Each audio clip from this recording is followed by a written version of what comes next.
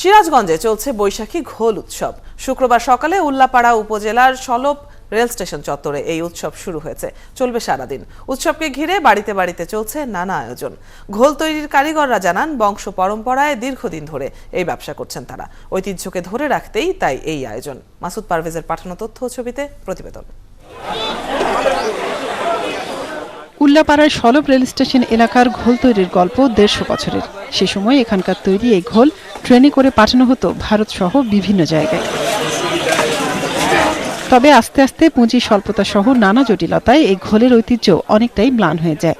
কিন্তু হারানো ঐতিহ্য ফিরিয়ে আনতে গত 20 বছর ধরে এই সলপ স্টেশনেই ঘোল উৎসবের আয়োজন করা হয়। 1997 সনের থেকে এই ঘোল উৎসব পালন করে থাকি। সিরাজগঞ্জ প্রবাদী সংঘের উদ্যোগে সলপ ঐতিহাসিক সলপের ঘোল উৎসবে আমরা প্রতি বছরে আসি। গত বছরও এসেছি আমি এখানে, আজও এসেছি। এখন ইচ্ছা করে যতদিন বেঁচে থাকি মনে হয় বারবার এখানে ফিরে আসি।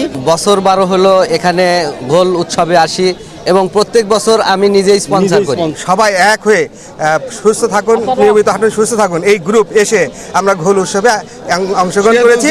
বিভিন্ন ধরনের ঘোলের সমাগম ঘটে এই উৎসবে। আর এখানে যোগ দেয়া ঘোল ব্যবসায়ীরা সবাই বংশ পরম্পরায় এই পেশার সাথে জড়িত। এই উৎসবকে কেন্দ্র করে দূর দূরান্তর অনেক লোক এখানে সমাগম ঘটে এবং এই ঘোলকে কেন্দ্র করেই সলপ আজ ঐতিহাসিক হিসাবে পরিচিতি লাভ করছে। সলপের ঘোল একসময় ঔষধি খাবার হিসেবে ব্যবহার হতো। ঐতিহ্যবাহী এই খাবারকে টিকিয়ে রাখতে এই আয়োজন জানালেন আয়োজকরা। এই ঘোল এবং চিড়া এবং মুরকি এটা খুব প্রসিদ্ধ খাবার, যার জন্য মানুষের এত উৎসব দৃষ্টিতে আপনি দেখেছেন যে শত শত মানুষ আজকের এই অনুষ্ঠানে অংশগ্রহণ করেছে। প্রতি বছর বৈশাখের প্রথম শুক্রবার আয়োজন করা হয় ঐতিহ্যবাহী এই উৎসবের।